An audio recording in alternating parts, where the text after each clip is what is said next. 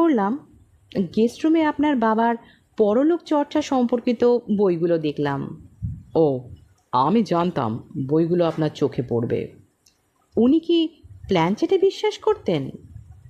কলকাতা থেকে বন্ধুরা গেলে ওসব করতেন বলে জানি।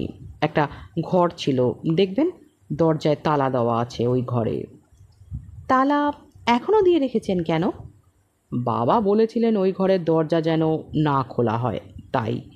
ওই ঘরে বাবার একটা ডায়েরি আছে, আপনি চাইলে পড়ে দেখতে পারেন। তাহলে তো তালা খুলতে হয়।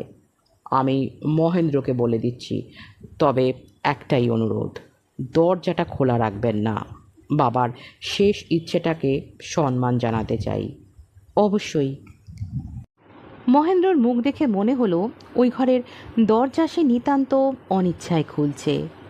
বেলা 10টার সময় সে একটা